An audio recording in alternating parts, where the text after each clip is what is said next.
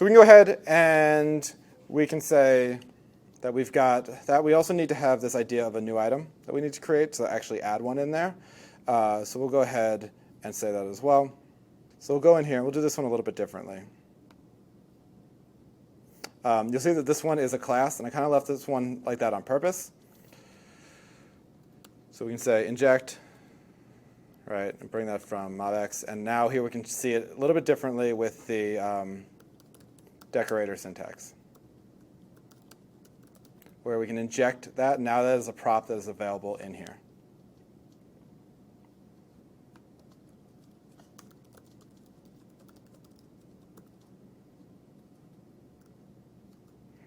Set it to the value. The reason I named the name of the item is because I'm very lazy. I named it value so I could do this.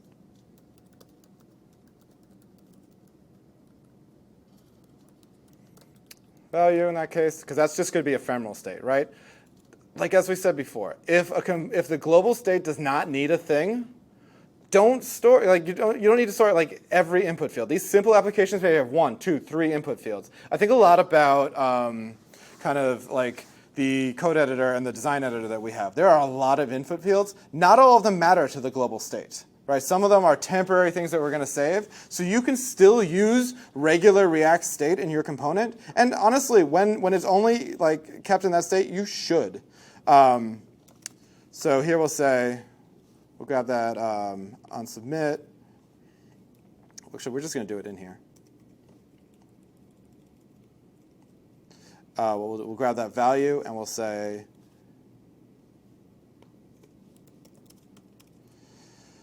item list equals this.props. And all we'll say is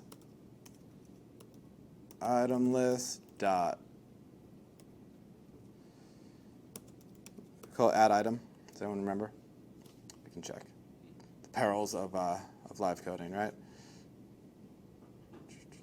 That's the individual item. Add items. Let's fix a mistake I don't like that we made. We're only adding one item. Cool. So we'll go in here and we'll add an item, honestly, with that value. Right? We're just saying, hey, item list, I'm going to call one of your methods. Can you figure out how to do this with React? Let's go ahead. We did a lot of code, so let's take it for a spin and see where I messed up. Boom. Like there's a little, I have a little DOM error that I have to fix, but you can see that all I did was mutate effectively. I pushed an item onto the array, and everything was changed, right? I'll see what that is in a second. But basically, yeah, I just pushed a thing onto an array. My entire React app changed.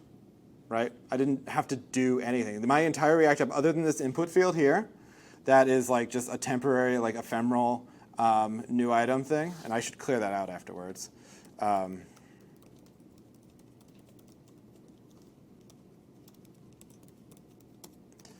just mutate the state. My entire application reflects it. I'm not, like, there's no reducers. There's things that are denoted as an action, but they were just methods, right? The action.bound was just binding it to this. Right, I'm just taking my thing. It's basically the dream that we've kind of been waiting for, right? Which I know that one of the questions at the end of the section is like, so why don't you use MobX like all the time? But we use it for the smaller pieces of it. I'll talk a little bit about why some of the trade-offs that you need to think about. So I'm a really big fan of it, but there are obviously with anything things that you need to consider. So did I bring my iPhone? There it is. That's in item.js 6. All right, we'll deal with that. I think it's probably the ID.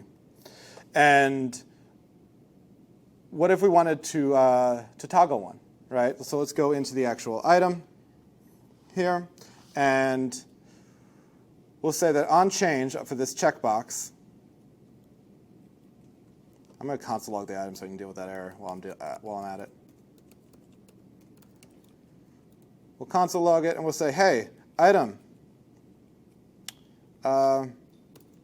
When someone clicks the on change, why don't you toggle? Toggle, right? We already like implemented that. That flips packed to unpacked. But that's all handled in our state. We're just saying, hey, toggle.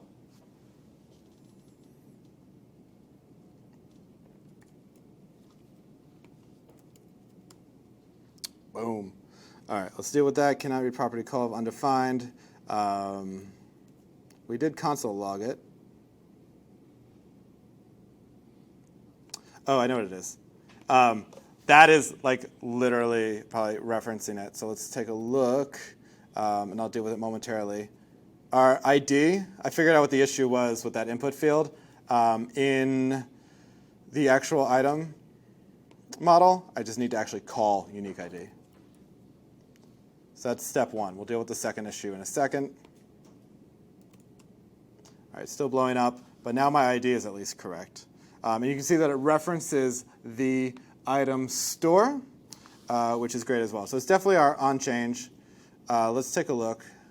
So the issue that we had is toggle is not a getter, right? It's a function, right? And so computed properties we use get, the actual actions we don't. Right, we didn't do it on remove. I think we were just talking and typing. Sometimes we make some boo-boos. So I'm just going to go, and one of the other things I investigated was does it need to be an anonymous function? It does not. So now we should be able to add it. And we got, from just defining regular objects with regular methods and just changing properties, we got an awful lot of functionality for free, right? If we wanted to implement mark all as unpacked, you could do that on the item list, just literally a for loop when you just set all of their packs to false, right? That's it. If you wanted to rename one, just change the value on it, right?